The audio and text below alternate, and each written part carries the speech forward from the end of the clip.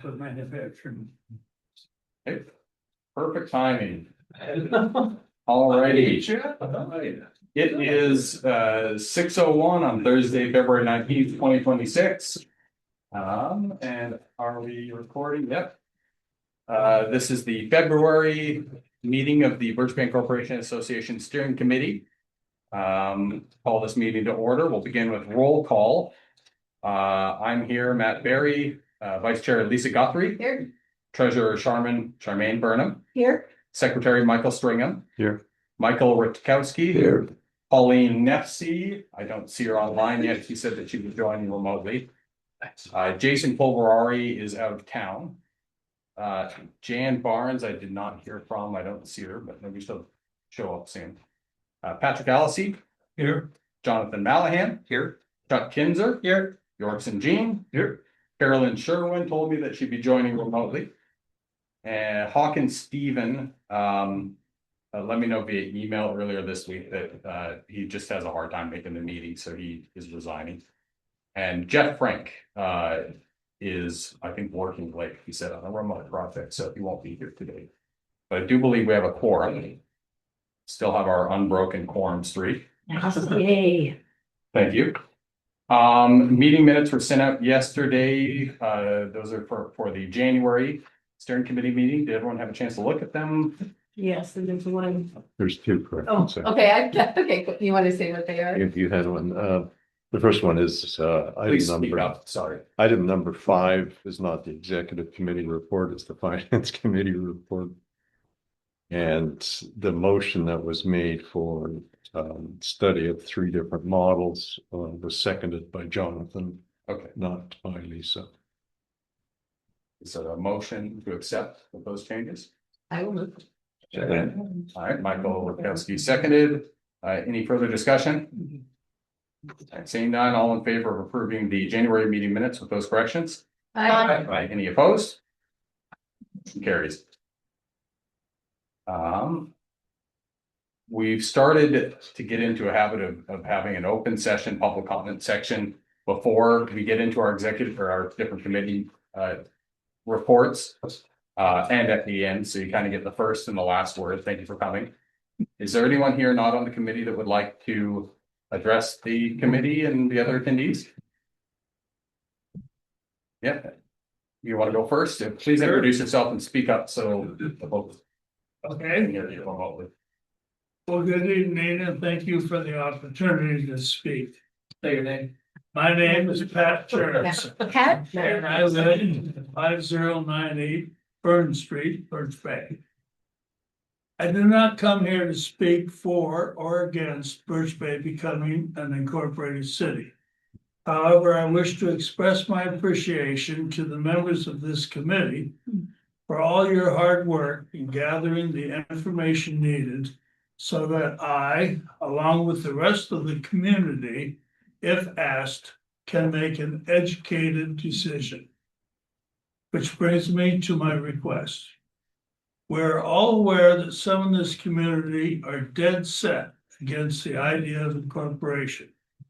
And I believe it's fair to say that their primary reason or fear is that they do not want higher taxes. Well, members of this committee, I do not want higher taxes either. However, I would like to know what I could expect given our current tax revenue in terms of services if we did become a city. Would it be more, less, or about the same as the service we are now receiving? What I need from you is to be informed or educated as to what I can realistically expect to receive in services so that when asked, can vote for incorporation or against it based on the facts, not based on the greatest fear of all, the fear of the unknown. I, like all others, are relying on this committee to provide us with the details, facts, and figures that we need to make a decision. Give us the opportunity to choose what we would like to do, not just hear what supports your preferences. Let let this become a teaching opportunity for you and a learning one for the rest of us. Give us the pertinent information, including all the realistic options.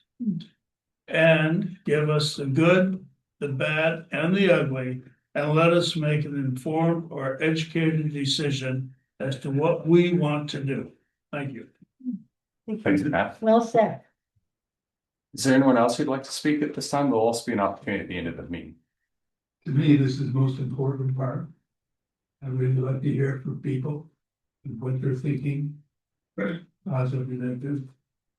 Don't be afraid to speak up. Barney Yorkston, Birch Bay Drive.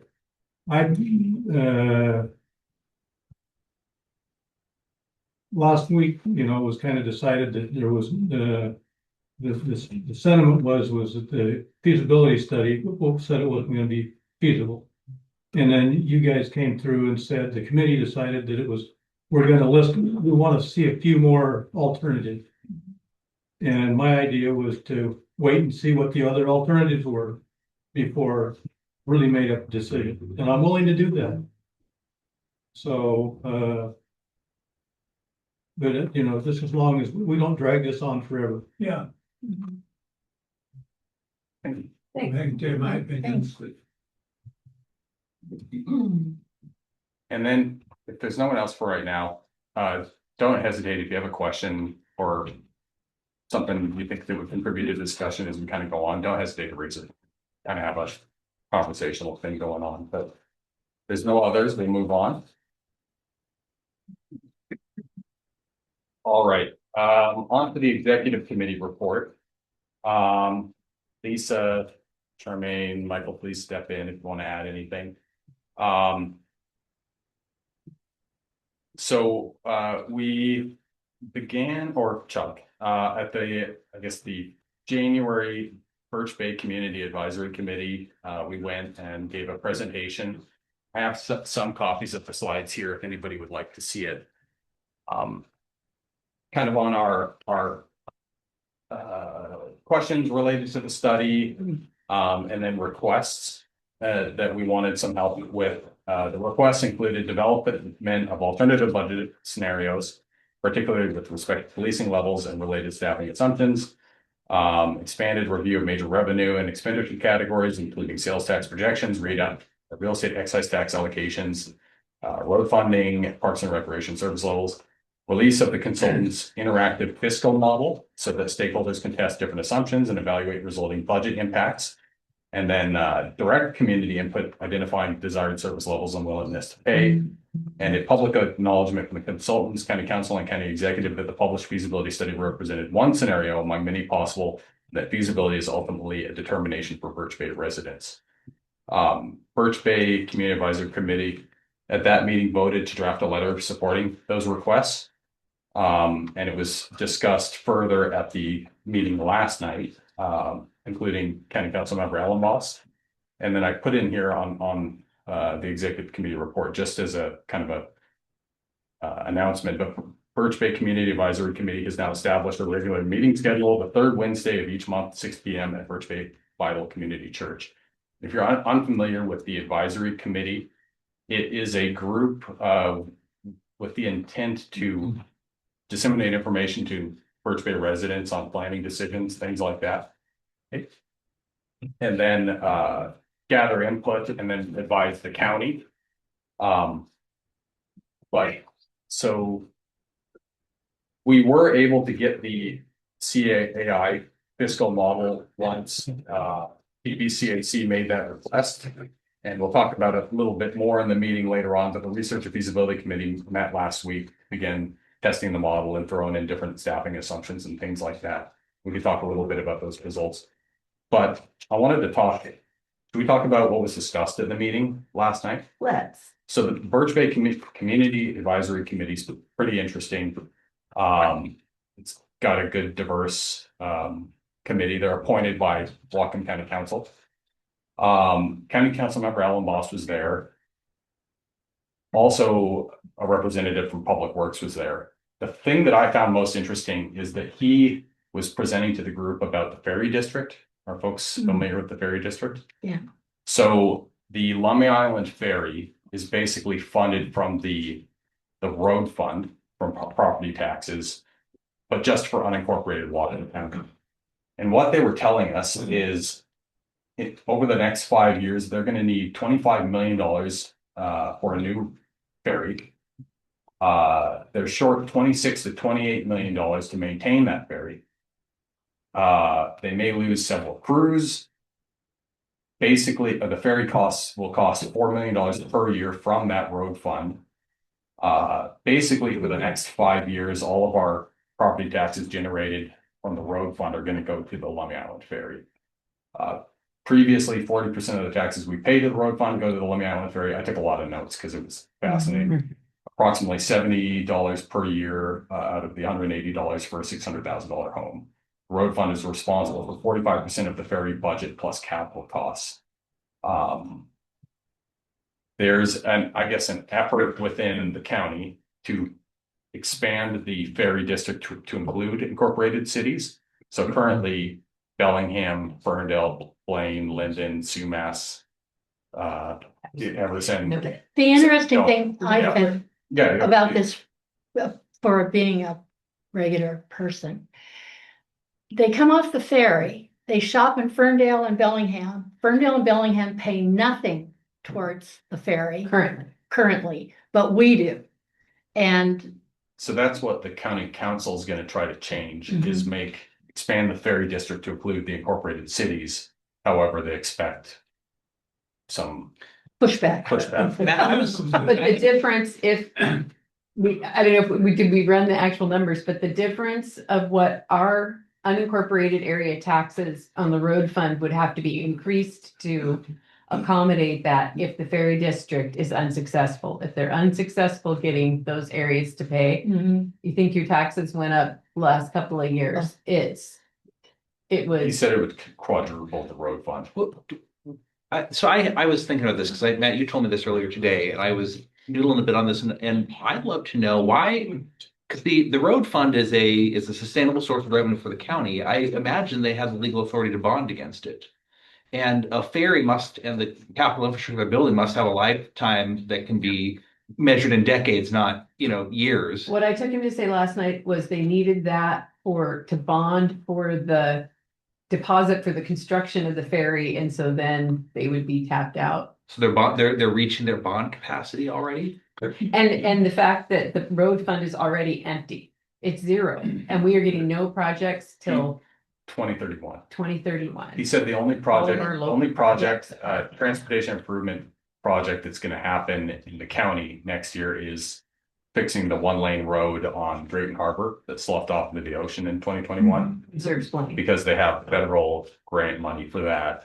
And then stop signs, but no plowing, nothing like that. Yeah. Stop signs because they can be sued if a stop sign gets damaged in an accident or something like that, or needs to be replaced. That would be they would do severe layoffs and just have skeleton staff. What else from that meeting you think is worth Where does this ferry actually go to? Lummi Island. Gooseberry Point to Lummi Island? Oh, well. Do I and- care when we have it?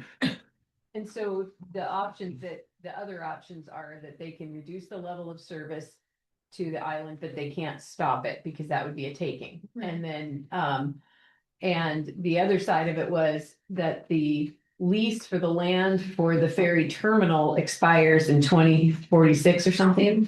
And they will have to find new land to lease and build a new ferry terminal, which they need to start fundraising for. And the ferry price just keeps going up. But I found a few other things that Ben said last night, just in terms of the work that we've been doing and the work that others are doing, and really reinforced to me the idea that the county doesn't want to lose our tax dollars. And if you look at what we paid into the road fund last year I didn't look it up. Sorry, I pull up that up. well, I have Dora Lee's number, but she's got the sewer district, so that's a little bit bigger. But I believe it was 2.1 or $2.2 million.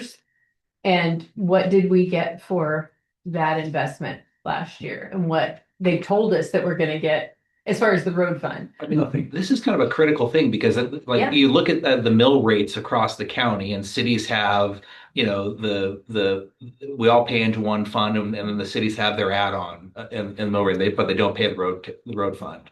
And so essentially it is all the other services that cities fund themselves. They're focusing that what we pay in road fund, it's going to go to the ferry, and they focus on services for their citizens and they don't pay for the road fund. So if we ask ourselves just with that logic, can we afford more services in Birch Bay than we're getting today if we incorporate a city? The answer is clearly yes, because you're taking half of what you're paying in taxes roughly, and you're diverting it to just services in your community rather than the road fund. So I'm it's an oversimplification, but it's No, but it's true. But I also, I was thinking about this today because I don't know about any of the rest of you, but I got my new, property tax statement. And I think that a lot of times we all refer to, our property taxes, but really the amounts we can affect are not your full property tax bill. It's a few line items in that property tax bill.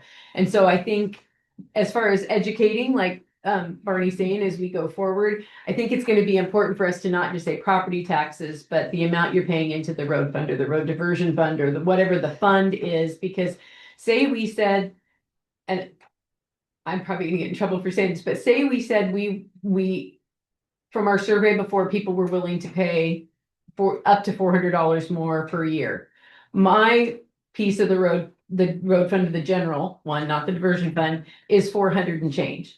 So say I was willing to double that. That's doubling that line item. It's not doubling my entire property tax bill. And I think that on average, people don't necessarily hear that, right? They hear that their property taxes are going to double, not that one line item might be going up. So I'm not sure the easy way for us to continue to express that, but The amount was, well, we pull it from the feasibility study, but $2.5 million is what they're projecting for 2027. And basically, what we heard last night is for the $2.5 million that Birch Bay pays in the road fund and the road diversion fund, we're gonna get none of that back in services. Because the ferry demands. Pat? Yes, the county's running out of money. There's no doubt about it. They need us for tax base. We worry about taxes.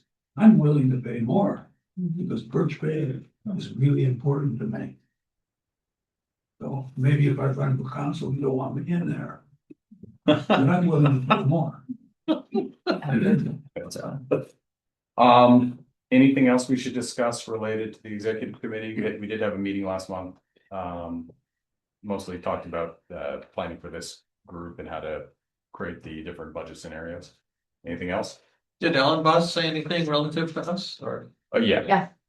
and he strongly suggested that the Community Advisory Council continue to push back against the study that it as to its where it didn't complete the scope of work that was called out and things like that. And he said, bring that to the council because they're the ones who approved that budget. They're the ones who hired that and, paid the bill, signed off and said the work is done. And he agreed that clearly the work that had been contracted for was not what was completed and presented back to the community. Yeah, he was pretty encouraging to us and the advisory committee. He was saying if they didn't do what they said they were going to do, hold them to account, and then to the advisory committee saying, well, your job is to advise the council, and we don't have time to read these studies and things. So, tell us what you think. And yeah, I mean, it's pretty hard to put that genie back in the bottle, but I think that with that kind of support, it can be made clear that there's more than one answer. And the study that was published is not the only answer and the only truth that's out there. So I thought that was encouraging. And he encouraged us to contact him, but he says, come to council. He says, he said, come in person is best.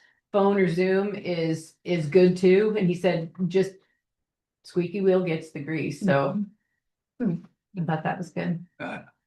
My own estimation, you gotta quit worrying about I'll probably whether the think county doesn't like something. If you got facts to back up what your point is, well, let them know. if you don't say something, nothing's gonna get done.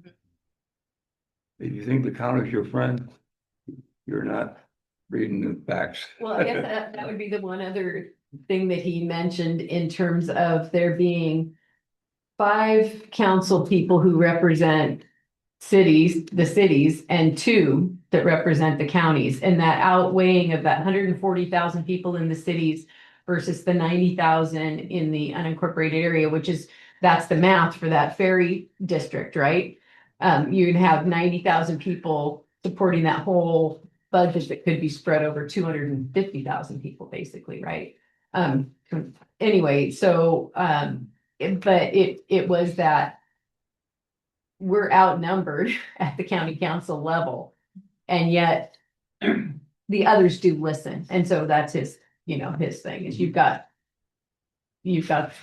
other people that listen besides just the 2, Think of it, District 5s. got the county study, I was worried about it way back when. And you think, who paid the piper? The county. Whose tune does Piper play? The county. They don't wanna lose us. They didn't wanna lose in 92, they don't wanna lose us now. All right, moving on to research and feasibility committee report. So we haven't yet elected a chair for that committee, but we did have some work to do last month. So I organized a meeting on February 12th at the Wade Cafe. Got together with folks from our group. I think everybody on the steering committee was invited. Birch Bay Chamber of Commerce, folks from the advisory committee, anyone with experience. The goal was to essentially use, I'm just going to briefly show this to you. Where is this here? We can pull it up. So we were able to get a hold of the model that CAI used to make staffing level assumptions. Let's see if I can figure this out here and talk at the same time.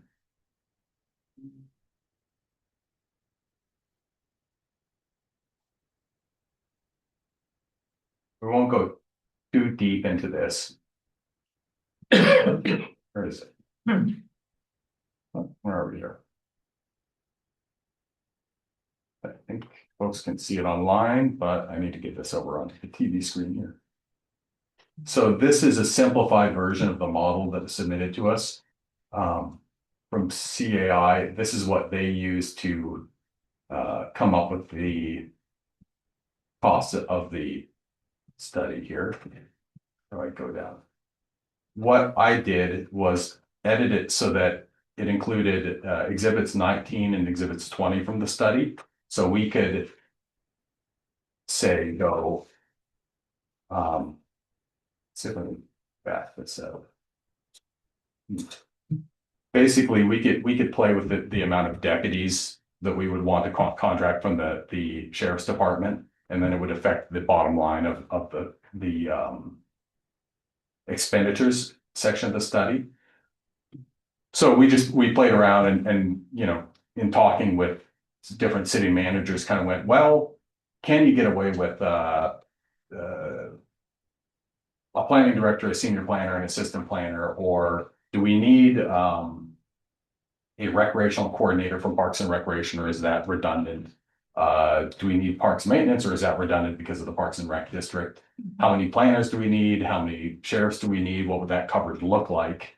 And then it would affect the bottom line here. So for example, this number here, where is it here? 51,000, that's a $51,000 surplus. If we said we're going to hire a two recreational coordinators, then that puts us in the red. But basically we were able to toggle that and kind of essentially do what a city does, is they look at the revenue, they go, well, what can we afford with the revenue that we're currently generating? Basically. And the goal was to not then increase taxes there. And Matt, this is just for everybody may not know this, but this is the model from CAI, and it is their numbers, nothing modified. The revenues that they represented in the study, even if we believe those might be understated, but using their revenue numbers. We did find that they didn't include street fund state share revenues. So that's $175,000, but that pays for a couple of staff members. Well, I mean, we don't need to pick apart their model now, but just there are a lot of the revenue assumptions that I think can be debated. And also, I guess just anecdotally, I develop in cities across the state that are small, like Birch Bay, and I would love it if they had that number of planning and development staff. That would be amazing. Yeah. They don't. They don't. And you still pay massively exorbitant building fees. So the just level of service is going to match what's available. I think that's a really important point, and that's why we had in the work outline last month that we do some comparisons with other cities to make sure that we weren't being banked up on things like that. I find even frankly the budget for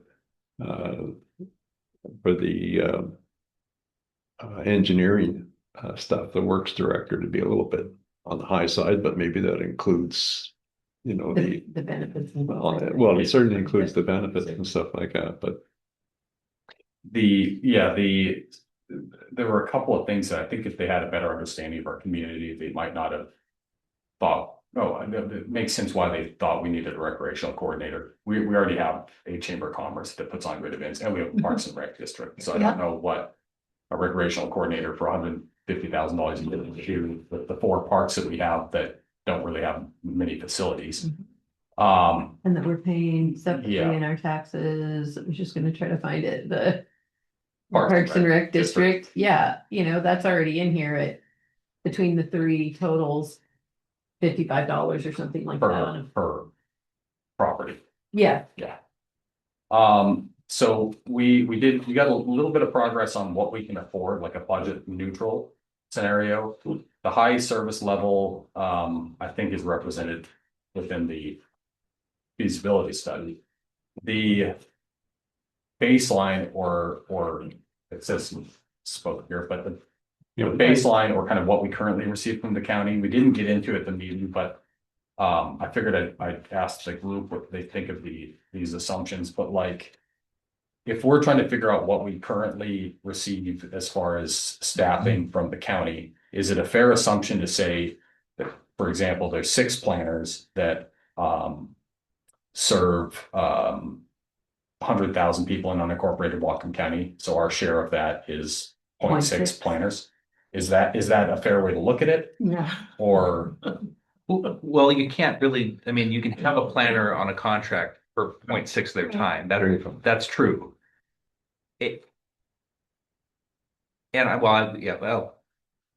I'll follow up because I've got more. I don't think I'm gonna be able to succinctly share my thought here, but I don't think that just the staffing model, if you cut it up that way, it necessarily will adequately represent the cost. okay.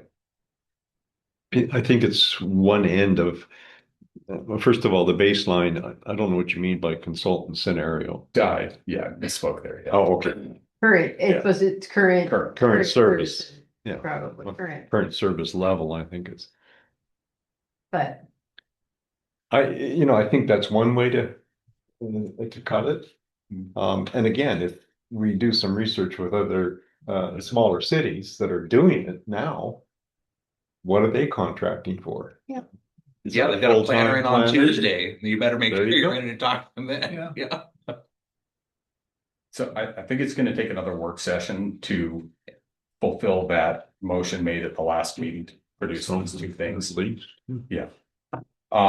Should we set a date for the next research and feasibility committee meeting? Pat, you had a question? So do they, no, some people are experimenting with a 4-day work week for governments. They like it. So, yeah. You can get creative with this.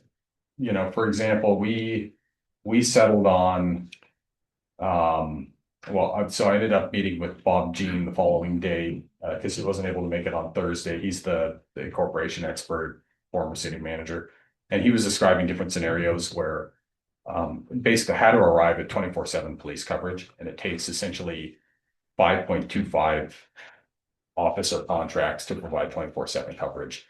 But then we're going, well, if that's not yet budget neutral, or you need other monies in different areas, then how can you do it? And it sounds like cities can get pretty creative as far as, okay, we're gonna have 2 on duty during the day. And then you contract for a call at night or things like that. Or, I mean, currently we have 1 deputy assigned to the area 40 hours a week. And then they respond from elsewhere, but yeah, there's more work to do there.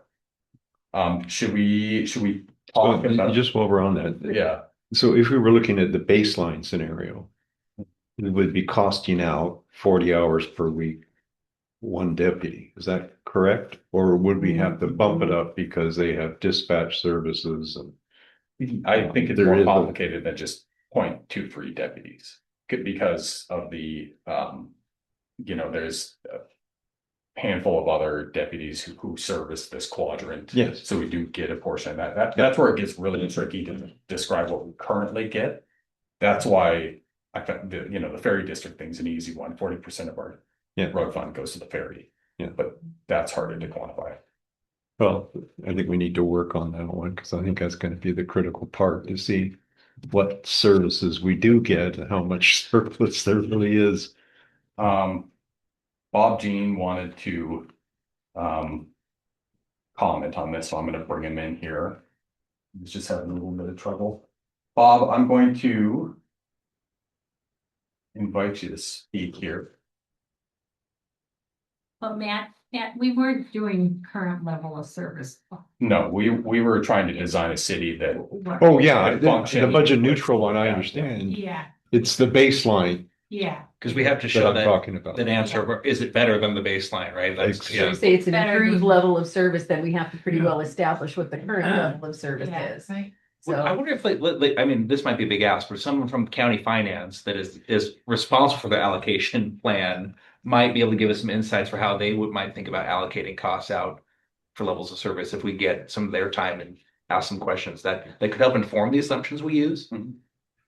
That might be a pretty big ask because that's probably more complicated than. I think it's a big ask, and I think, using just the straight proportion is not unreasonable as long as you're including everything in that is pertinent. So, for example, if you're using the officer's time or police time that you take maybe in the baseline, it's just 1/10 of their total budget rather than, our 40-hour guy that would include the dispatch and all the other services that are provided. I mean, I agree it's not unreasonable, but I think it is per capita allocated by average household income, which is another great indicator of service level requirement. And so maybe there's a way we can modify that to make it a little adjust for the relative levels of need. Yeah, I- I don't think per capita is a good way to. Yeah, it's not the best. I agree. Yeah. Because you're saying that per capita is saying that every one of us has something to do with the county in planning and all that. And every one of us does not.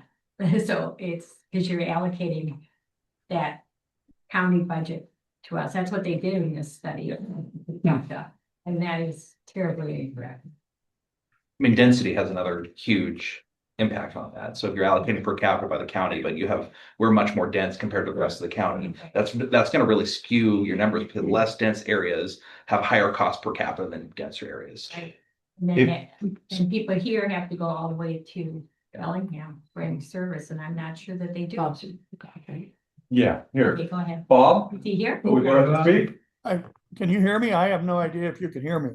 We can hear you. Yeah, good. I don't see your picture. Your planning discussion is great, but it's all about the workload, and that's related to the assumption on the revenues to the staffing. And what you have are staffing at a level that relates to that workload. If you reduce the workload because you have fewer activities, then your revenues also go down, but your staffing goes down. So it's that balance that you're trying to maintain.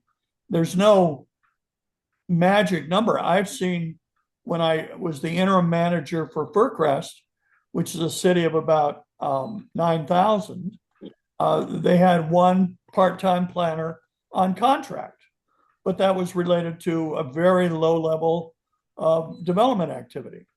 If you have a higher level of activity, then you need more staff to permit or process those permits. And planning was a high. It was something that local control of those services was high in our survey, so, you know, I don't know about our baseline, but as far as our desired. Yep. Budget and level of service, I think we would want that level. That's kind of what we were trying to do, was look at the survey results throughout the years and go, okay, people want.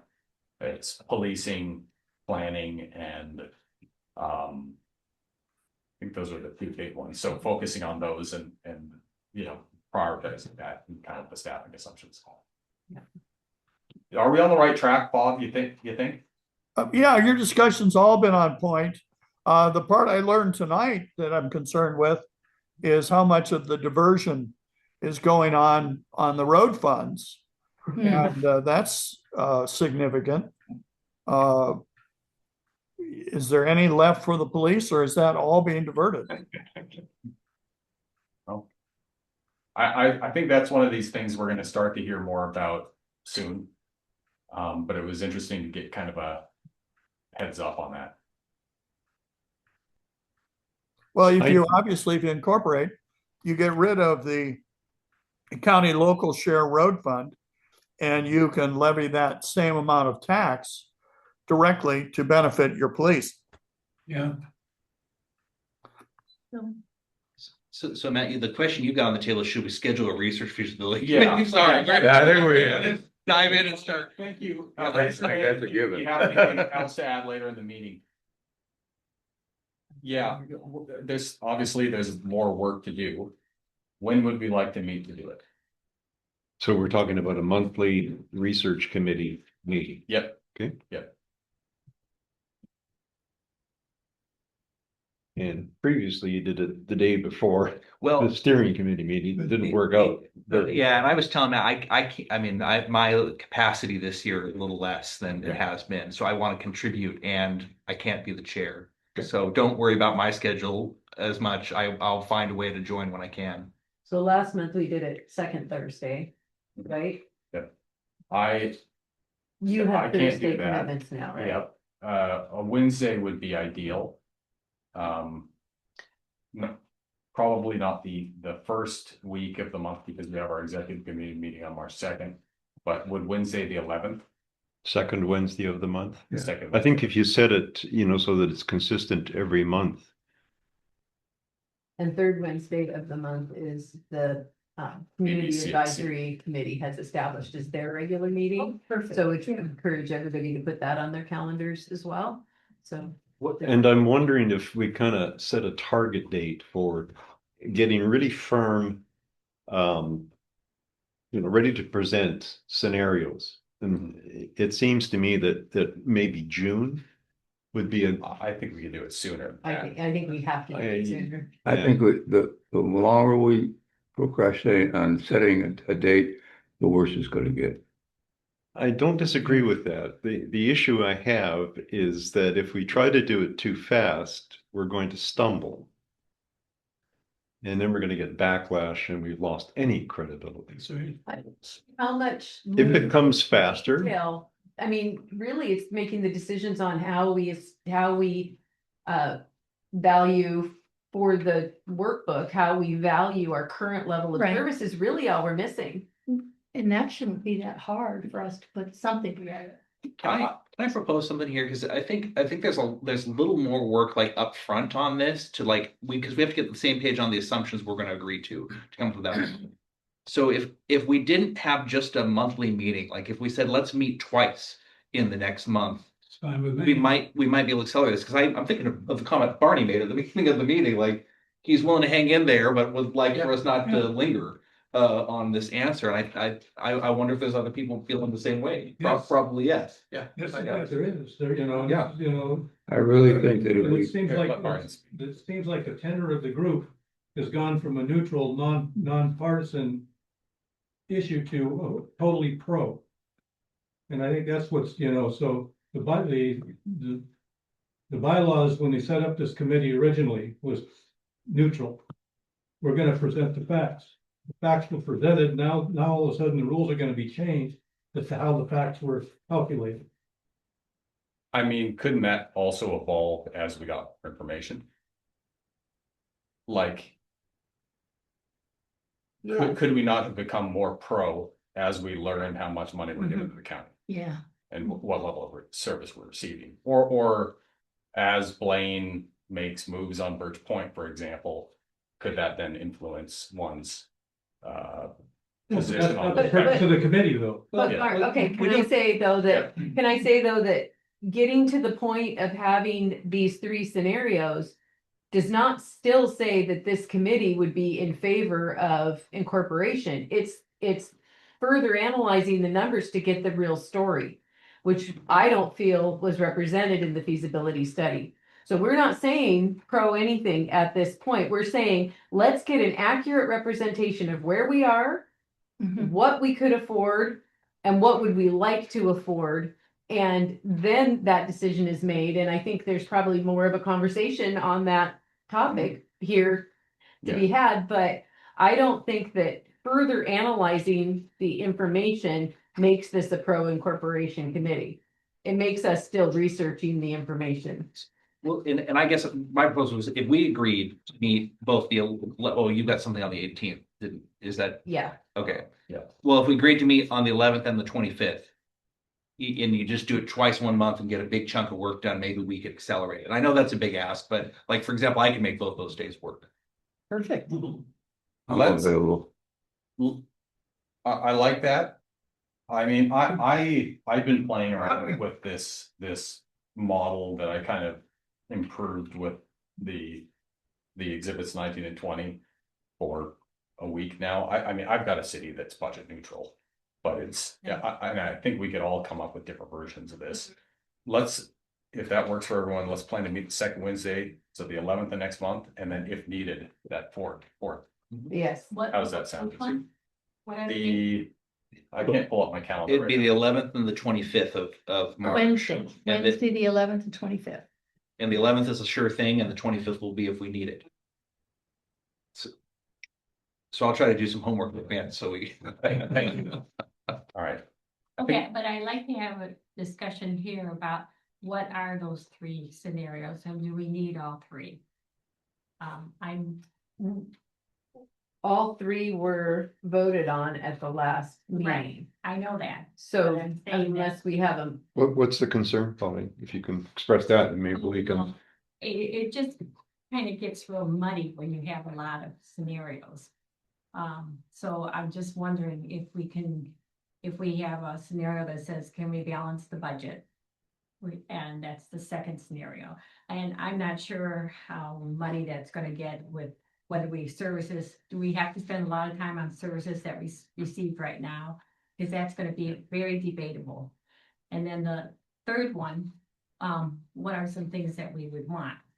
So I'm wondering if we compare it down to two scenarios.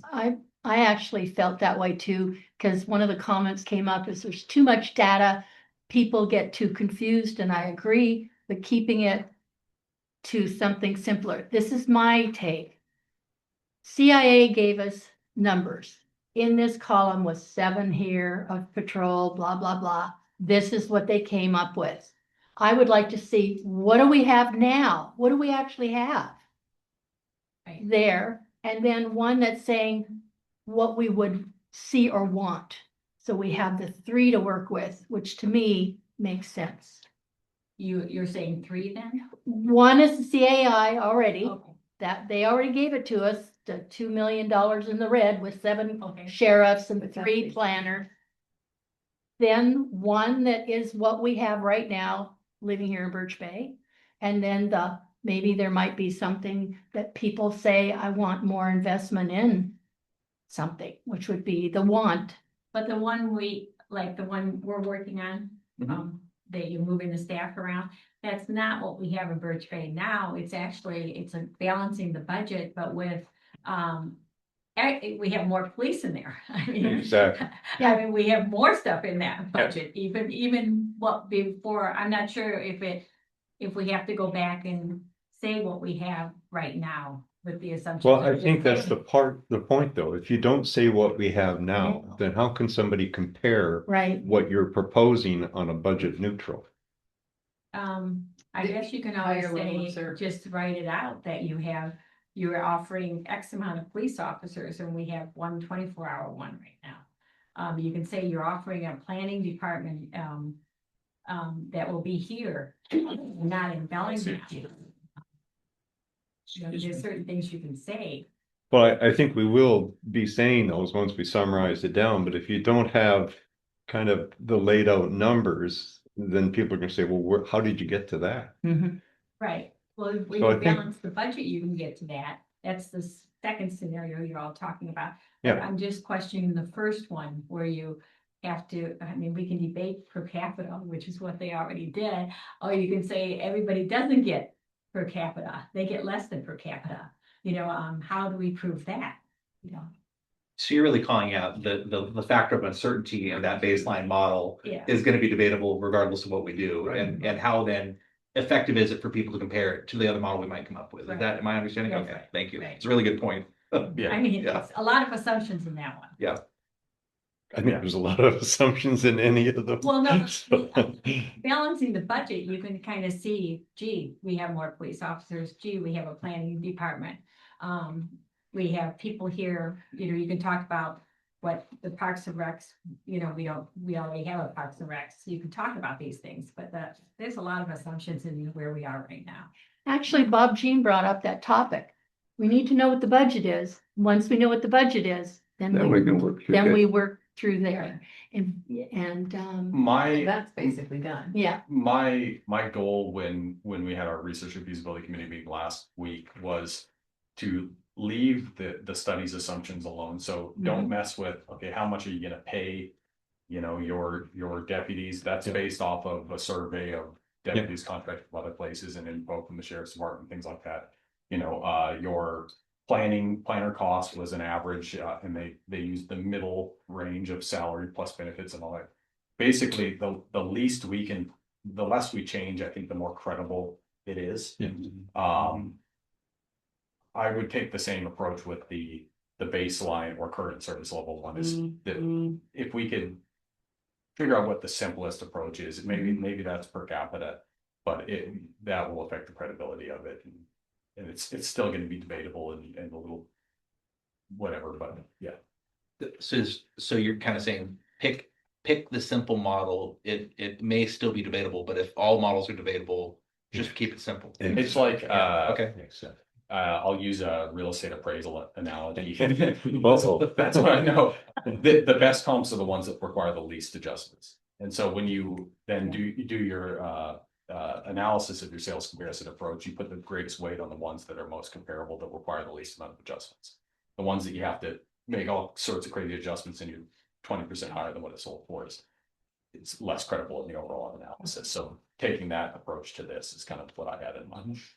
I do still feel that coming up with some estimated baseline is valuable for that reason, to be able to say with a balanced budget based on CAI's numbers of revenue, again, which we feel higher, but that we can still have, how else are you going to say it's a higher level of service to sell it? It could be a narrative, like, And it could be, even if it's the same, I mean, then that's an answer too. with, for example, with the public safety, you could go our budget neutral scenario has 5 deputies and 2 lieutenants, which would provide 24/7 coverage, law enforcement coverage in Birch Bay. Currently, we have this, and then you could describe the assigned neighborhood deputy, and then the kind of floaters in our quadrant of the county. Or you could say for planning, you would have 3 people that would be handling permits in Birch Bay versus 6 for the whole county in South Bellingham. I don't know if you've heard, but planning and development is moving to Yeah, near Western. So I heard they just bought a big building for it too. Was that? yeah, Yeah, $8 instead of million. remodeling the annex yeah. again and again.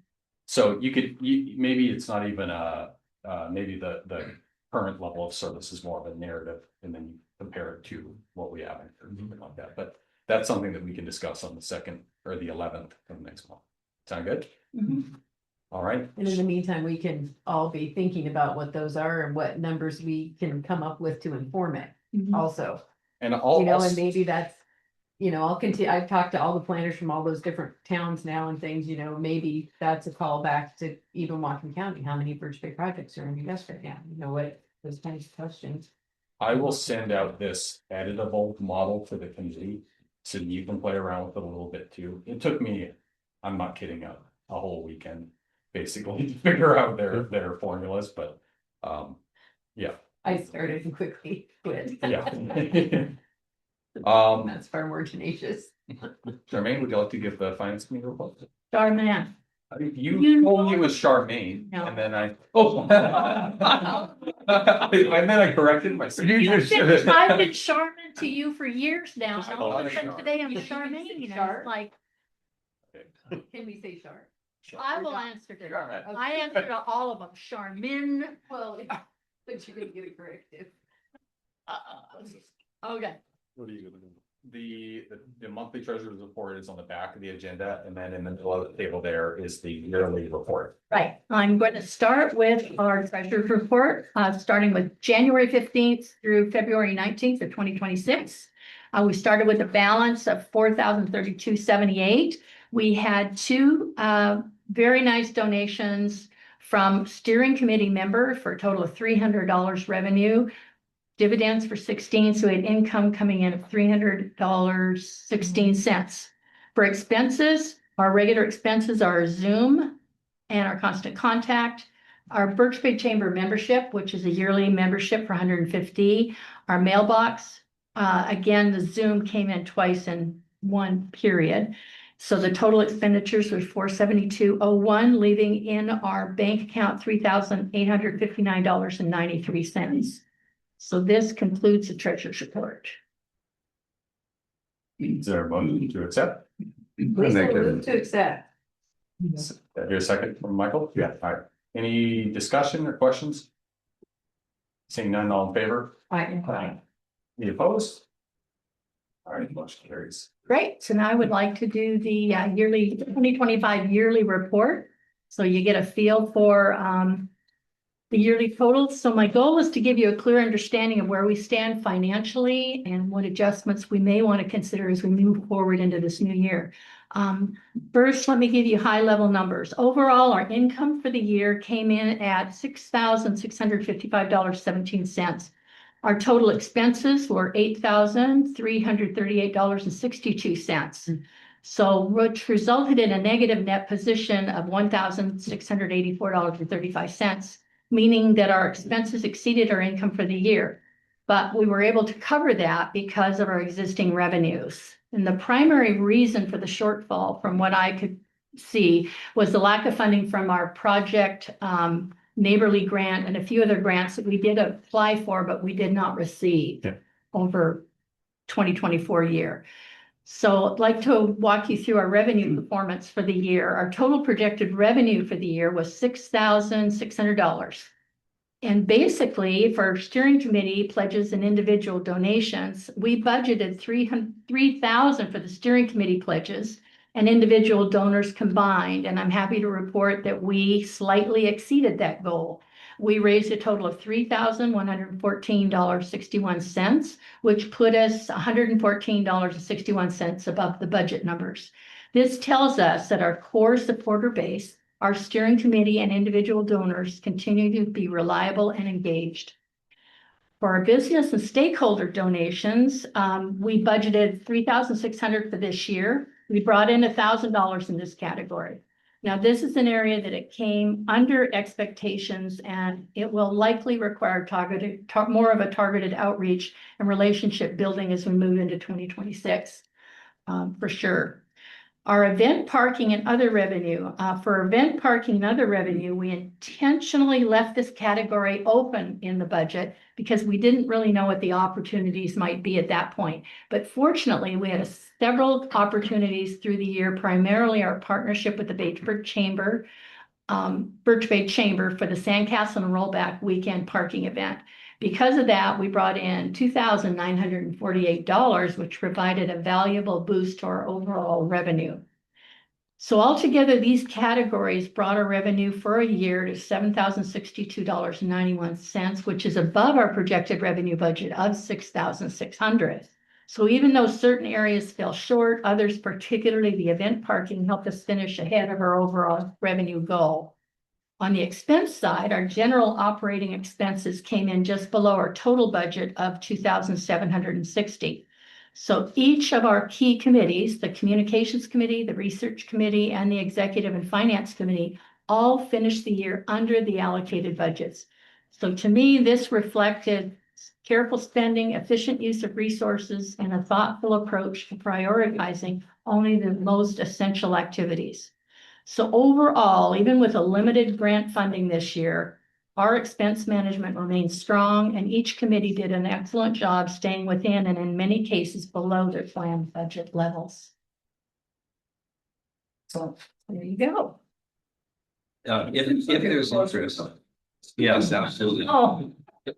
And you thought I didn't do anything and It's a great report. If there's interest, I think I can reduce our expenses by, I don't know, 15% if I can provide Zoom to the group on a corporate account, as long as we don't have a meeting with over 3,000 people. awesome. Okay. So we can do that. So if I can do that, I'm happy to do that. That would be really good Yeah. to that as well. That's It's a nice about line item. $1,200. Big chunk of it, Yeah. Yeah. Fantastic. Thank you. That's a great donation. Well, thank you, Charmin. Charmin. You're gonna go through all the names. We did, in the past month, I had two steering committee members reach out with suggested committee discussion topics. And then I added a third, well, one was a former steering committee member, so I did want to bring that up at this meeting. Hear what y'all had to think. If I can figure out how to share what Cecil posted on Nextdoor here.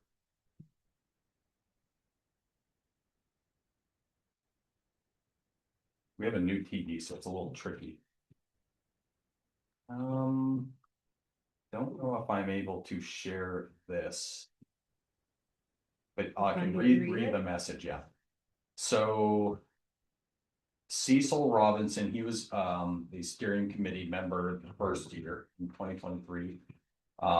Posted on Nextdoor, he said, Avista Project and Birch Bay Incorporation Association. Some may or may not know that I was at one point on the steering committee for Incorporation. I was never for or against Incorporation and always maintained a neutral stance. I was outspoken on my beliefs with members in the committee that if this didn't make sense for the community, that I would not support further efforts. Now that we got that out of the way, let's get to the meat and potatoes. I'm seeing some opposition to BBIA since the initial feasibility report has come out.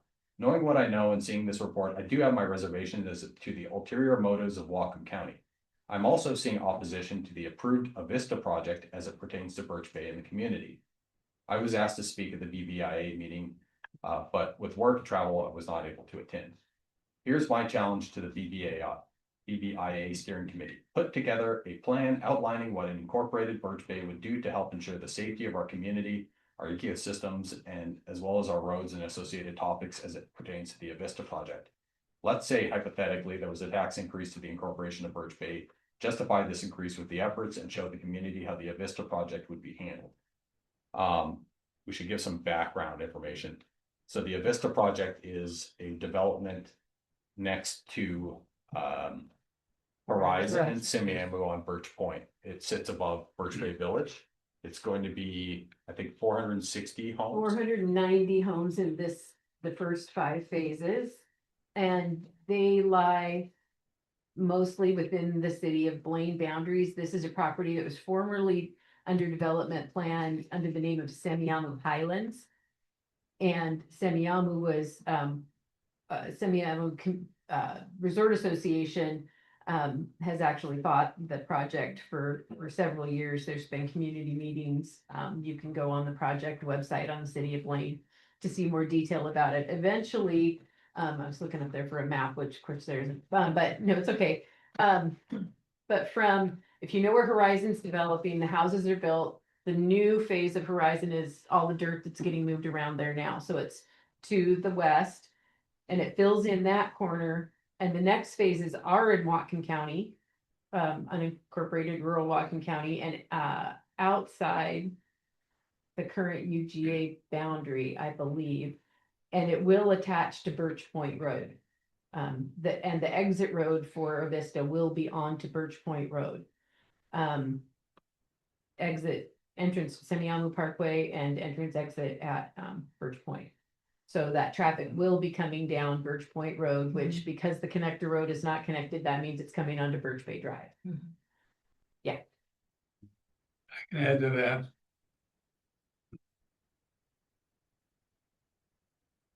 In 92, the Boundary Board decided the division line between future Blaine and future Birch Bay was along Lincoln Road right to the point.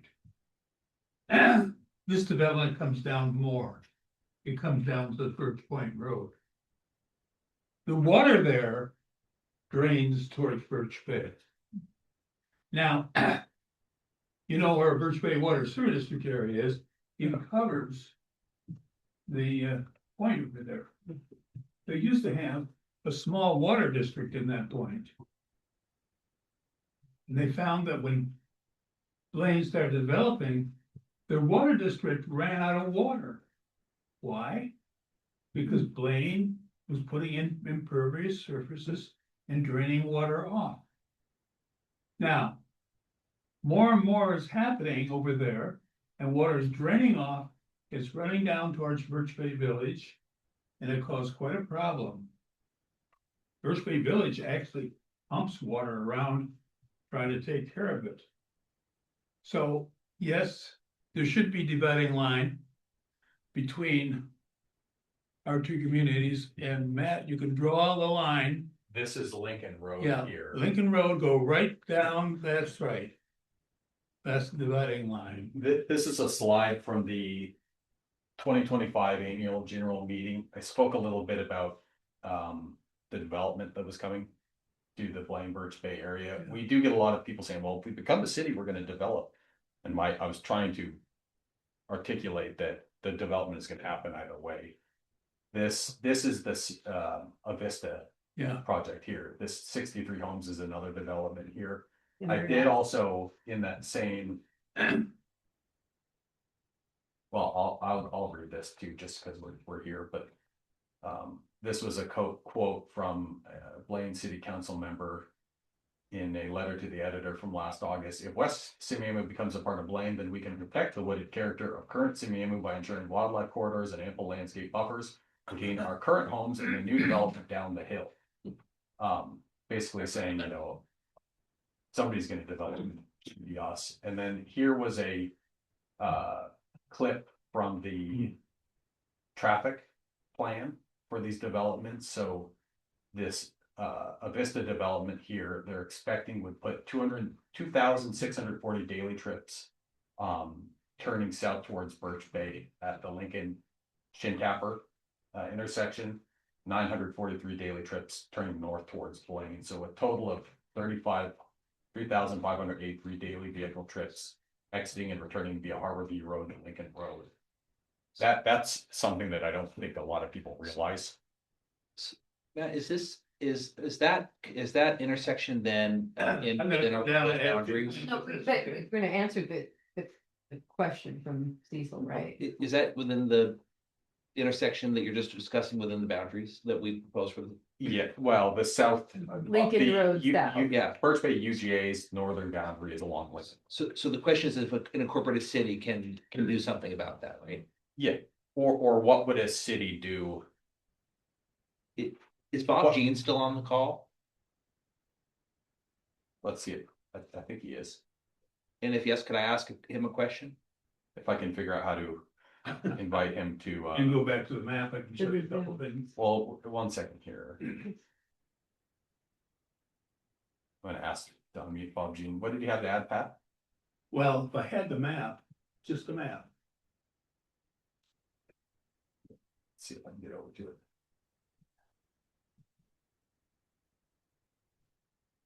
There, that's good enough. That's good enough. Matt, you were asking if I'm here?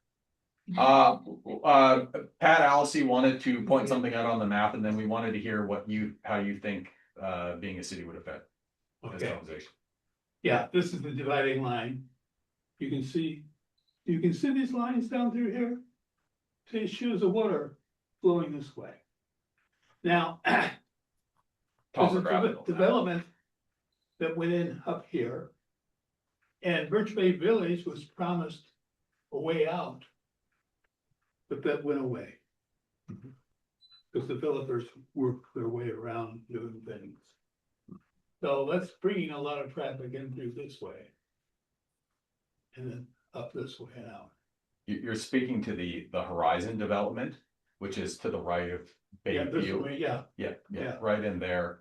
As I understand it, and I've talked to people at Public Works about kind of what happened there, is that the original developers, correct me if I'm wrong, Yeah. upon the 301st building permit issued to that area, they would then have to connect that Birch Point That's right. at the curve, bypass to Lincoln and Harborview. Right. That fell through with the subprime mortgage crisis when it was picked up by a new entity that offsite development was Yeah. a requirement of They sold their Yeah. thing, so.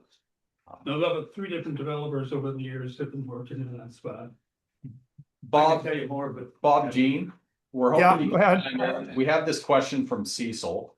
What do you think, what kind of a role do you think a potential city would have in that?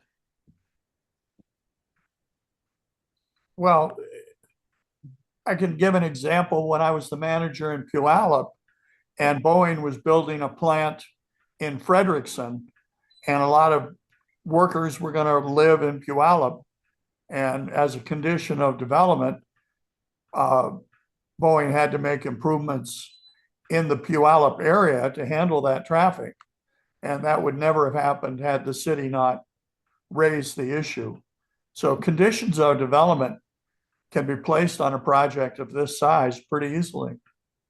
So Bob, is that expressed in intramural agreements? Do they have standing to require other cities to meet concurrency requirements? What's the mechanism a city would have?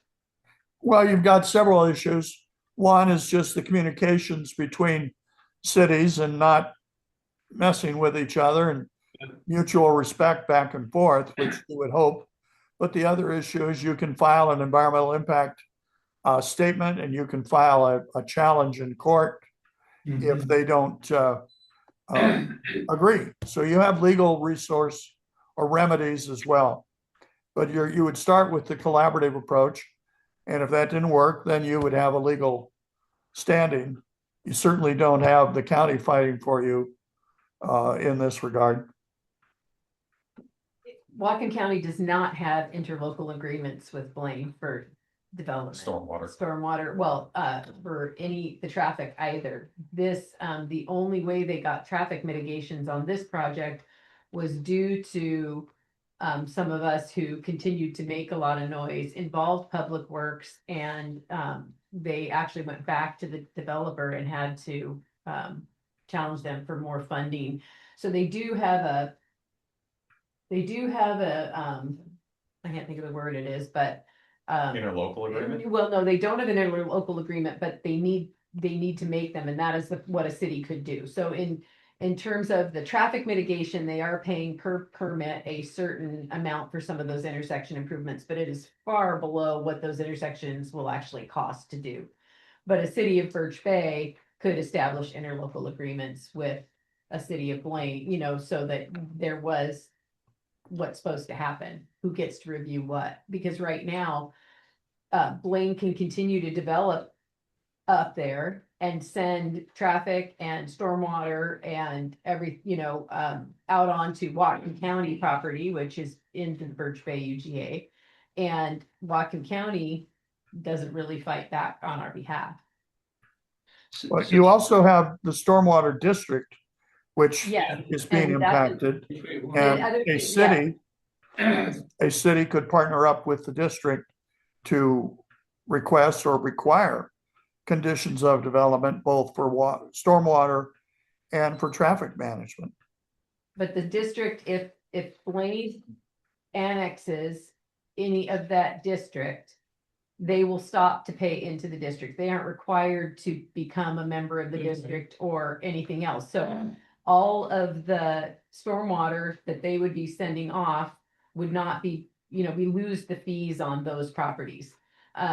as Birch Point would get developed.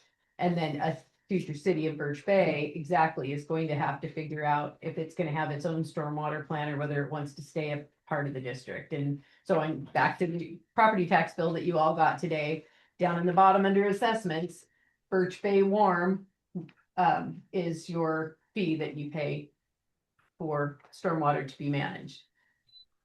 other Okay, than yes, through a you city. pay the Birch Bay Warm by impervious surfaces, Yes, and it's technically a fee, it's not a tax, but it's a fee. correct, it's under assessments. And the interesting thing is, Lane would be pouring water on it, Mhm. and we would be stuck Pay the bill. increasing more fees to take care of that. I'll, Oh, we could take over the water, the Birch Bay Warm, just like that. As a city. I'll share, so my experience with this, because I was an observer of this process. The initial stages of it obviously happened in regards to Blaine's development on Birch Point. Initial process obviously started within Blaine City Planning. It was then discussed at the small cities partnership meetings where all the mayors and planners from the different cities get together in Linden once a month and talk about issues affecting the cities and all. Birch Bay didn't have a seat there. We were able to attend a couple of them because we hassled them. Mhm. Then it went to the planning commission, which is people from all over the county. We had one representative. It was discussed there, then it goes to the county council where we have one representative. So it's definitely my experience with it, and it was all just citizens in the Birch Bay area that are familiar with planning issues going to all of these different meetings and saying, hey, what about the water is going to go downhill? Or what about, this area used to be in the UGA, or has this been looked into? And everything like that to try to get their attention. And then, we were able to affect some positive change for Birch Bay. But my experience with it was Whatcom County didn't have the time to devote to pushback. But is the answer just that we have, a city of Birch Bay would have more care and focus on this issue? Dedicated employee. Dedicated. Well, but I think that there's also, they would have better standing. Yeah. And I'm just thinking about water rights, for Yeah. example, and watershed, concerns. If that development is impacting a separate watershed, I believe there's state laws that allow for cities to Yes, take legal action on those Yep. decisions outside of the STEPA process. Now, I'm speaking beyond my knowledge, so I hope Bob Jean is still Yeah. there a little bit, but I guess this question is really important because it comes down to one of the top priorities that people said, local control, but it's also local focus. It is you have people committed to making Birch Bay a better place every day. That might be, they don't have the whole county to worry about every day. Well, and drawing attention to it so that it is a focus versus worrying about the entire. If I could jump in, the points that were just made were exactly what I wanted to add, which is when I spoke to the group before, I mentioned that local control was one of the major reasons for incorporation. Yeah. But this is exactly the example of where local control would come in. And whether that were in a collaborative approach or challenging the environmental impact statement or in developing interlocal agreements, there's any number of tools that are available to address these concerns. But right now, you're receiving what others are deciding for you, and you're not a player. Okay. Feel like that's enough. to I answer think that's some- enough. I would ask, thanks, Bob, and everybody who contributed.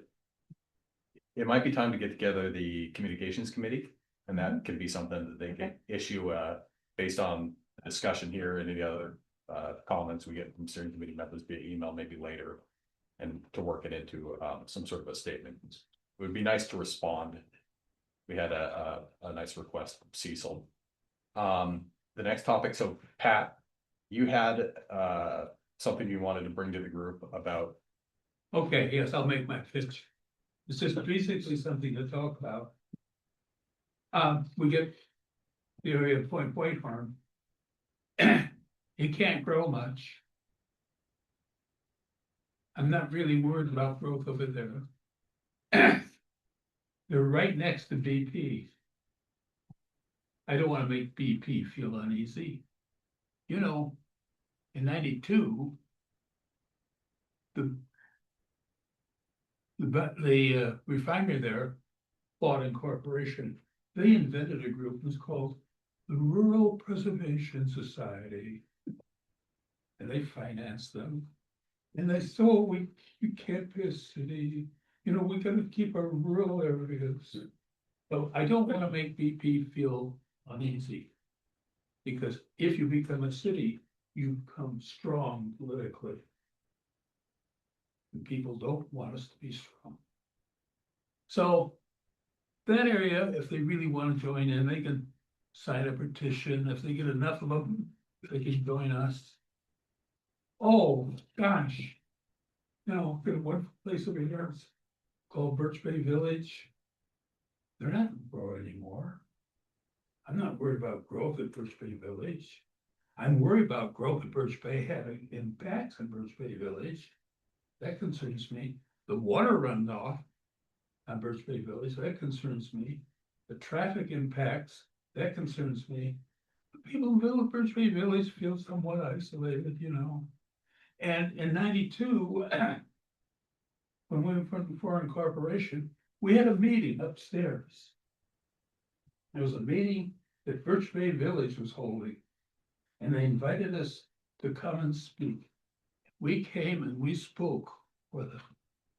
Oh, they gave us thundering a round of applause. Oh, this is great.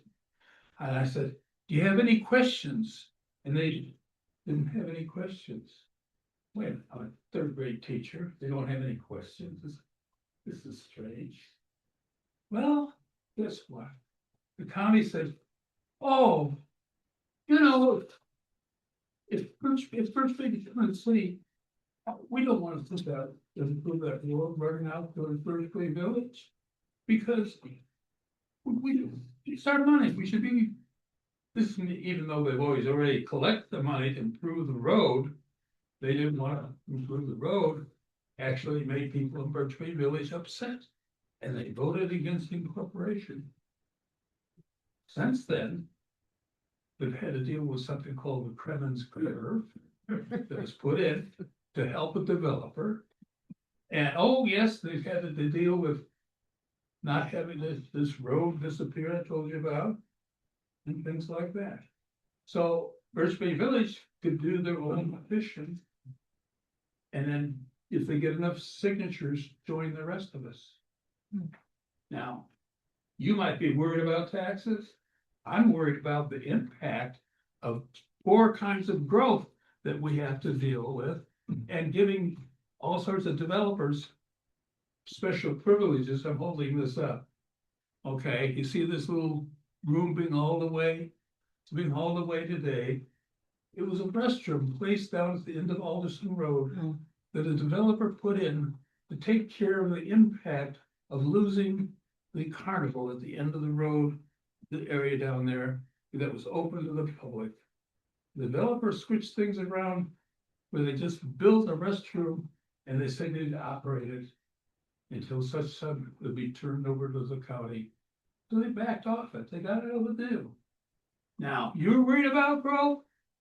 I'm worried about the county wanting more money from growth. A developer builds a house on a Blaine Road. You see these houses going in? Every house. Sales tax revenue on the house when it goes in is around $40,000. And then the county gets to tax the property. And they get the money. Oh, nice. And we get the impact. Okay. So just to reiterate, your Yeah, idea the idea was doing- essentially concurrent notices of intent to incorporate Yeah. or different areas so that they could Yeah. decide individually whether they wanted to be a part of it. I just don't know if there is a pretty strict process in the I know. RCWs. I don't know if that's something that could be. Neither do I. I just thought, I just threw it out, let people talk. to that point, several of us live in Birch Bay Village. We don't know if the overall, consensus of opinion on incorporation has changed, should it go forward. But one of the topics that's come up before is about Point Whitehorn and the fact that they are bifurcated from the main portion of Birch Bay by the state park, and they don't necessarily feel part of Birch Bay the same way that the rest of us do. It's true. We've had no one from there step up to serve on the committee or even rarely come talk to us. The most negative feedback we've had about the process has been from people who live out there. I mean, a gate gets closed between them and us, if each day. And I suspect, just like the people at Baycrest, because I know as I used to live there, we're part of Birch Bay, but you go to Ferndale or Bellingham from there. You don't, go down into the bay for anything. They come and go to the south. So maybe there are districts. I think that's still something as we get to the decision about boundaries, if and when we move forward, it's a topic of conversation for sure, Pat. If I were drawing lines for Birch Bay to incorporate right now, I would leave out that point down there, but I would include the Water Sewer District headquarters and the state park. Mhm. Why would I include the Water District's headquarters? Because when they're building things, when they make improvements on our infrastructure here, they're paying sales tax. And we need to collect the sales tax from them. I'm kind of confused, excuse me. Sure, that's okay. On some of these issues, you keep bringing up sales tax. Yes. Well, the county's portion of the sales tax on a 9% deal is less than 2%. Yeah. So it's not, so I don't think you've got that $40,000 on a house. It's correct. No, we wouldn't get the $40,000. I didn't say. Well, You you get said $40,000 on Yeah. a house. Yeah, but And it's actually, you're only getting a small percentage, and if it was a city, you'd only be getting 0.2%. that's right. But Just the to county clarify, is happy to collect the sales tax that they're gonna get. just to And then they're gonna clarify, be able to get property tax after it's built. sales tax is quantified in the CAI study, and they break it down into the local retail sales and use tax, the public safety sales and use tax, criminal justice sales and use tax, gambling excise tax. It all together, it totals about, what is it here, 1.7 million. Yeah, about $1.7 million. Yeah. In a year, but you're right, it isn't, the whole 8.8% No, would stay no. here, there's stuff that goes to the state now. There's another thing that could be brought up.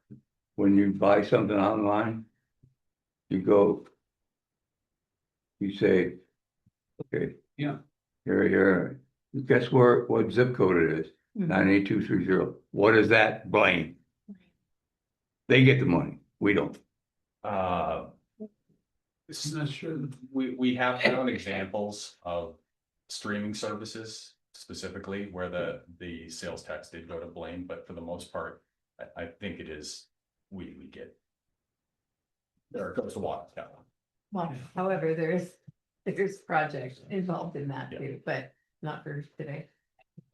This year, all the areas that are storage, if you're renting storage someplace, you're now paying sales tax on that. So we have 4 storage facilities at Birch Bay, 3 big ones. So they are now generating sales tax to Birch Bay. A tax that every city does is a tax on utilities that can run 6%. And that's a tax that the utility pays. Yes, it's usually passed on to the customer. But that's an area of taxation I would look at, but maybe you don't want me on city council. All right, in the interest of trying to end on time, I did have one topic I wanted to touch on briefly, and then if there's anybody who wants to kind of add some public comment at the end here. Yeah. This is something that's kind of come up at some of our executive committee meetings, and it touches on, Barney, Yorkson's public comment, but my question is, at what point is our group fulfilled its purpose? Per the statement of purpose that we, all the attendees voted on, if you want to read, can you read that? Yeah, 2023. the bylaws. Yeah, from 2023, Yeah. November 15th, 2023. In the statement of purpose, the purpose of the BBIA is to explore and if found feasible, advocate for incorporation to give the residents of Birch Bay more direct control over the future of their community. BBIA will accomplish this by 1, create an inclusive nonpartisan process to explore the creation through incorporation of a future city of Birch Bay, including but not limited to exploring and proposing city boundaries, a form of government, and a classification of cities. 2, promoting a feasibility study and community engagement, soliciting feedback and information sharing regarding the possibility of incorporating Birch Bay into a city. 3, serving as a liaison with county, state, and boundary review board, and should a feasibility study and sense of Birch Bay residents be positive, to advocate for and advance the incorporation process through a citizens initiative. But B, BBIA will not plan for, discern, or take positions on matters of future city policy, including land use, health and safety regulations, and taxes. So that's what we set out to do. So my point is, of the 4 goals, I think we can say we've accomplished each of them. We created a process, facilitated a discussion, and we promoted a study, which we now have. We were a liaison with all of the county, the state, boundary review board. And then what was the Advocate for, that's part of number Yeah. 3. So, and then, but it's saying and that not in this take process, and not take positions on. that's the difficult part here Yes. is to, if the goal is, or if the members of the group feel that, oh, we do have a budget that works for us and we think that this is something you should pursue, or if it's just, we want to advance this to a vote to see what the community really believes. How can we do that without proposing city policy? And 2, is this group structure the best way to do it? My worry is, if we feel like we want to advance this to a vote, and personally, I think how we wish to be governed is something we should have the opportunity to vote on more often than every 35 years. Because the last time it was in the 90s, early 90s. I don't know if this, a committee of 15 is the best way to do that. I think it's also unusual and something we could be proud of, that a group could accomplish its purpose too. There's all sorts of groups that go on forever or fizzle out or whatever, but what does the group feel about that? It's something that we discuss in executive committee meetings. I wanted to bring to. Well, we've got a good thing we need to accomplish here, which I think we can set an aggressive schedule to do, but I'm willing to spend more time in the near term to get that done. And I think that could inform then kind of a roll up report, which could be a natural conclusion to our work together. Now, I would just say, if there's others that disagree and there's more work to be done, that think that it makes sense for this group to undertake, like, I guess I'm saying I don't have the capacity to, I think, to continue on at a high level of intensity over a long period of time. So there might be others who want to do that, but I would say that's not me. My thing is, we need to do something and do it soon, or time's gonna run out on us. We have various meetings. I'm willing to, put the extra time in. But if we don't do something very soon, the time's gonna run out on us. What is that something we think we're gonna be doing? We better find out what we wanna do quickly or anything like that. Yeah, So I think the development of 3 scenarios is sort of a good cutoff point. Yeah. And either that leads to another group saying, okay, we want to go after, this particular scenario. and regroup on that basis. But I think to fulfill our purpose, the study did not show really whether we could have a feasible incorporation or not. They used one scenario that was, you know, all the bells and whistles you can imagine in it to show that it, you know, was not financially workable. I don't think they fulfilled their contract, and if they can't, then I think we should. My thought was we could complete the work in research and feasibility. Communications committee could report that out, and then I think we've accomplished our goal. And I agree. And because this was a committee that was nonpartisan, and we have people still in the committee, despite what some of the public may think, that are opposed. And so, you know, we're gonna put out all the information, and then, this committee could exist to continue to advocate for that. That's what it says in our bylaws. If somebody wants to, you know, continue the committee, but I think it's a different proponent group that would take it forward should they decide to do that, rather than this committee. That's my opinion. Any other thoughts? Well, I thought this was probably the most important agenda item, and I'm sorry it's at the end of the meeting where we don't have time to really talk about it. No. So, Yeah, our goal has always been but you know, so I guess in a short discussion, sure, I agree with what's been said. Let's do a couple of scenarios, write a final report, and then bug out. now we know that's not all you have to say, Chuck. I think if you look at the city of Blaine and what they're doing, they could care less what happens to Birch Bay. And come to that understanding right up front.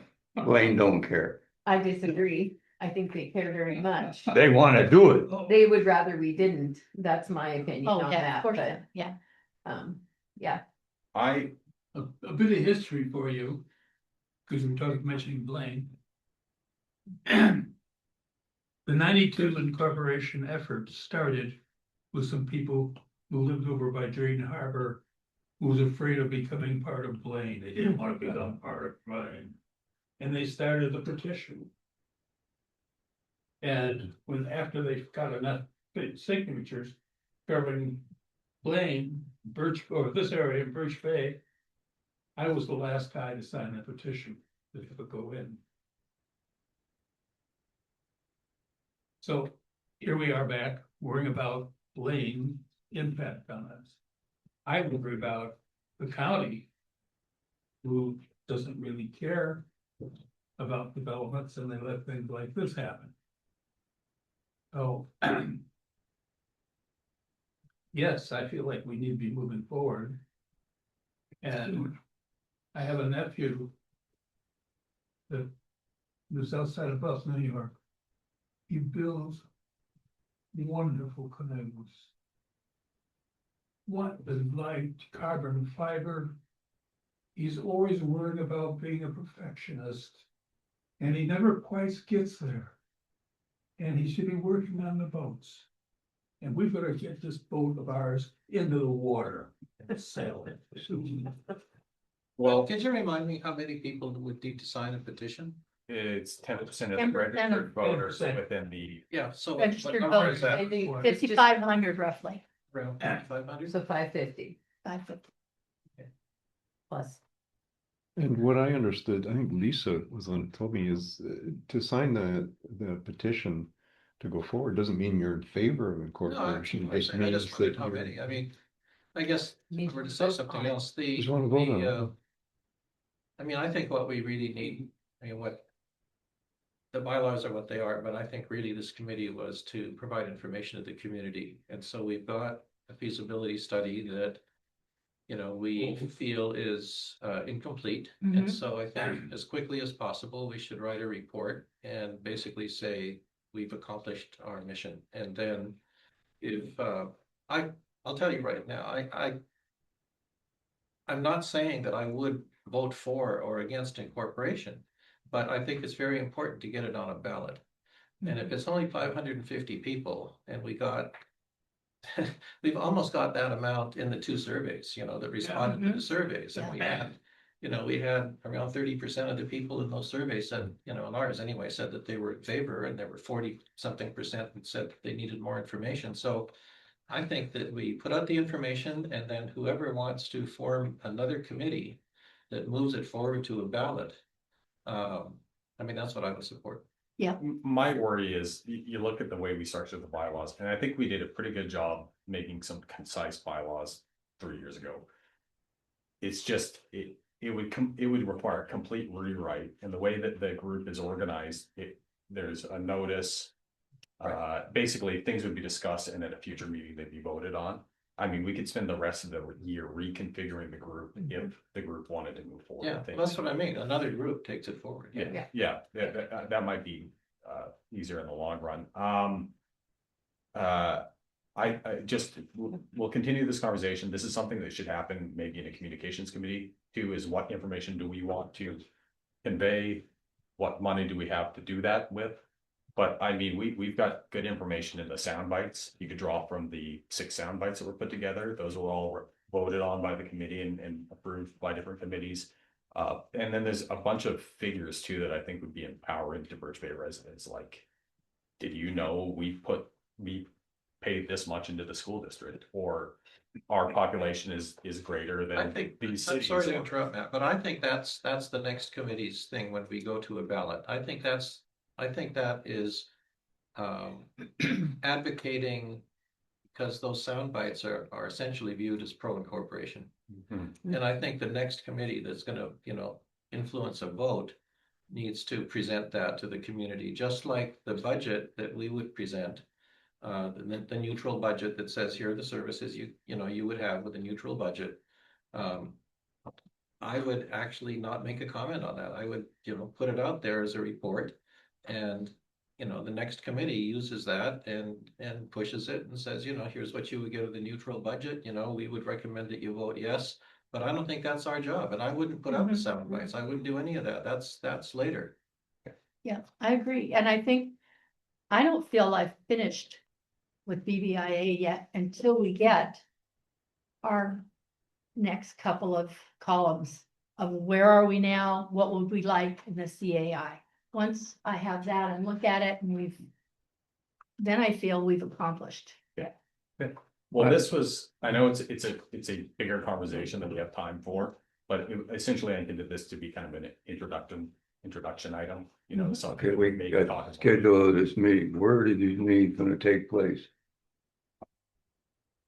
All right. Anybody got any suggestions? We're over time, but I do want to leave, would any of you like the last word, public comment? No? Any questions? No?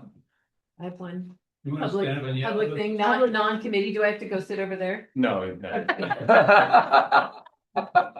I have started the process to request a zip code for Birch Bay, independent of Blaine.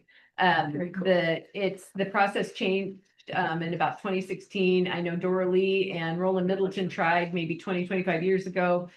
They were trying for a post office. Now you can ask for a zip code without a post office, and while a post office would be lovely, we know that is not going to happen, but a zip code is reasonable. Yes. And I am getting letters of support from BBCAC, the Chamber of Commerce. I'm asking BB Warm, the Water and Sewer District, and others. And the county council is even going to, Ben Ellenboss is going to bring it in front of the council to even get the council to support it. Good. And what I'm requesting is the census designated place versus the UGA as a starting point. I don't have a color map with me actually, but the dark gray is the Birch Bay census designated place. And it's the population in there is about twice the population of what's in the Blaine. And That got Point Whitehorn in it? it does, but it also has all of I Birch noticed Point. that it has Birch Point. So, if we get to move forward and the conversation goes along and it gets kicked back to the UGA, okay, but it's a starting point, and Good. in most places it does tend to follow the the census designated place, which in many places is the city limits, but we'll see where it goes. Just wanted everybody to know about it. And while we think that, you know, there may be some minor taxes that are getting missed, it's, for me, it is about identity and, that we aren't plain and just to be recognized that way. It's a big piece of it for me, but Don't those little 3 digits or the 4 digits after the zip code clarify closer as to where you're at? Yeah. yeah, Yeah. but do you have one? Yeah, every house. I've never seen mine printed No, on and anything, wait. but It's like 966. One thing we learned, and this is, I think, what got Councilmember Ellen Boss on board with it was, Carol, a neighbor of ours, not same, was looking at her bills for streaming services like Hulu, Netflix, and everything like that, and realized that she was being taxed at the Blaine sales tax rate.